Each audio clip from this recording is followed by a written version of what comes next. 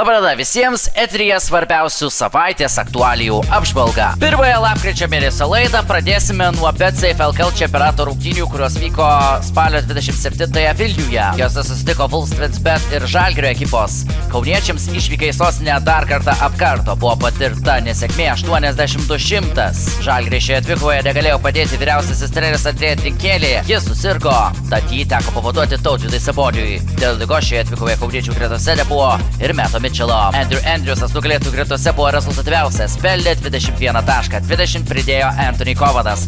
Žalgirio neišgelbėjo net ir Silaino Francisco monstriškas pasirodymas. Jis pelnė 25 taškus, atkovojo 7 kamuolius ir dvikovą baigė su 36 naudingumo balais. Apskritai, Twinsbet arena Kauno ekipai ir toliau yra tarsi užkeikta. Paskutinį kartą šioje aredoje žalgiriečiai triumfavo 2023 lapkričio 5 dieną, kuomet nugalėjo Ryto ekipą. Vilniuje Žalgiris lieka taip niekada ir neįveikęs Vulstvinsbet ekipos.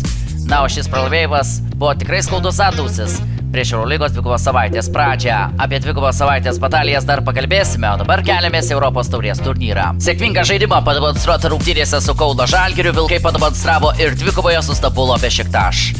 Vilkai iškovojo trečiąją pergalę iš eilės Europos taurėje rezultatu 93-78.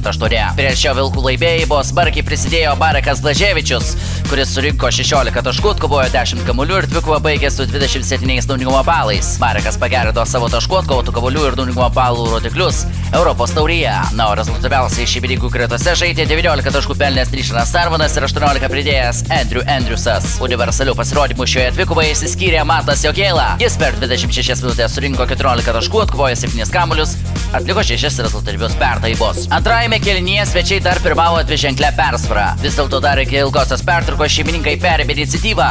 Na, o trečiajame kėlinyje Vilniečiai startavo gerai. Buvo įgyta rekordinė 24 taškų persvara ir tai buvo leptingas rungtynių epizodas.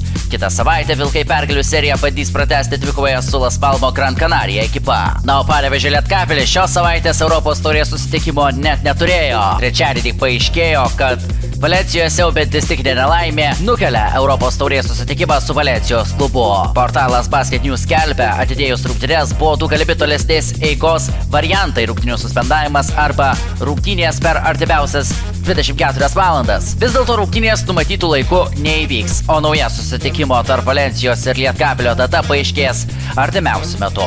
Dabar keliaujame į Vilnių, kur savo Čempionų lygos mačą turėjo Ryto krepšininkai. Vilniečiai vėl nudžiugino savo sirgalius, o komanda šventė dar vieną pergalę – 103-83. Po pirmojo rato F grupėje 3 komandos turi po 2 pergalės ir 1 pralaimėjimą. Tai Vilniaus Rytas, Šon Bapėjaus Falko ir Emirijos Redžo klubas. Vis dėlto geresnis įmestų ir praleistų taškų santykis yra sostinės klubo pusėje.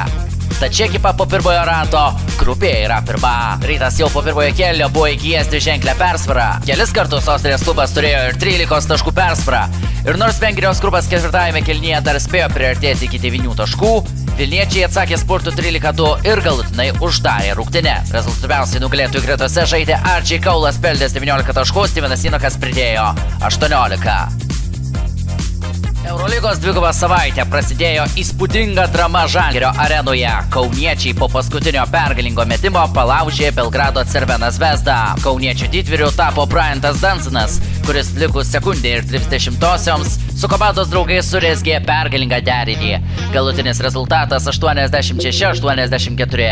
Jūsų dėmesiui pergalingas Bryanto Dansono metimas. Kabinamas kamuolys Dansonas! Bryantas Dansonas! Bryantas Dansonas, dėdė Bryantas pataiko dvitaškį metimą. Kauno Žalgiris užgesina raudoną žvaigždę.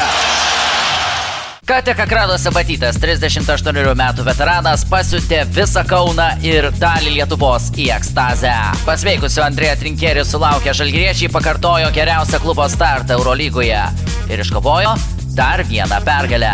Tai 4. pergalė paeiliui. Pilnutėlėje Žalgirio arenoje geriausiai sekėsi atakuoti Deividui Sirvyčiui, pelniusiam 17 taškų, 15 pridėjo Silainas Francisco. Alenas Vailgičius prie pergalės prisidėjo solidžiu indėliu ir pelnė 14 taškų. Praėjus keliaus valandoms po įspūdingos pergalės žalgiriečiai paskelbė ir apie naujoką. Žalgirio gretose rungtyniaus 25 metų gynėjas Lonnie Walkeris. Iš pradžių šią informaciją pirmasis paskelbė Šamasas Hararija iš ESPN, o vėliau klubas informaciją patvirtino oficialiai. Su šio krepšininko pasirašytas kontraktas iki sezono pabaigos. Naujasis Kauno Žalgirio krepšininkas per savo karjerą yra sužaidęs net 322 mačus NBA lygoje, o jo vidurkiai beveik 10 taškų ir 2,3 atkovoto kamulio. Praėjusiame sezone šis krepšininkas atstovavo Brooklyno Nets, taip pat jis žaidė Los Angeles Lakers ir San Antonijos Spurs klubuose.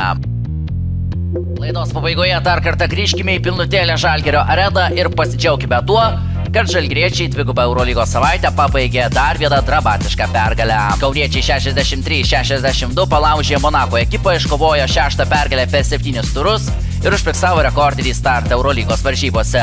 Dar įspūdingiau yra tai, kad po 7 turų Andrėja Trigeri auklėtiniai yra lentelės lyderiai. Antrajame kėlinėje šeimininkai tolo 13 taškų skirtumu, tačiau svečiai nepasidavė, nes prasidėjus ketvirtajam kėliniui Monako persvėrė rungtynių rezultatą ir pataikė savo pirmuosius tolimus metimus. Pirmąjį tritaškį svečiai šioje dvikoje pataikė tik 35-ąją žaidimo minutę. Kauniečių puolimą tuomet ėmėsi tepti Redimenikas su Alinu Smilgačiumi. Abu jie pataikė po tritaškį. Prasidėjus paskutiniai minutei, Dovydas Giedraitis vedė žalgiriečius į priekį, o paskutinė svečių ataka baigėsi klaida. Likus mažiau nei sekundei buvo užfiksuotas ginčas, kuris ir nulėmė, kad Žalgiris vėl laimėjo. Žalgirį 5-ąją pergalę iš eilės Eurolygoje vedė Arnas Butkevičius, surinkęs 13 taškų. Alinas Smilgačius pridėjo 10, Laurynas Birutis 9. Po šios pergalės kauniečiai įsitaisė pirmoje lentelės vietoje. Kitą savaitę kauniečiai išvykoje žais su Miuncheno Bayern ekipa. Tuo tarpu aš su jumis atsisveikinu, nes laida Krepšinio savaitė šiandien baigėsi. Pasimatysime kitą savaitę.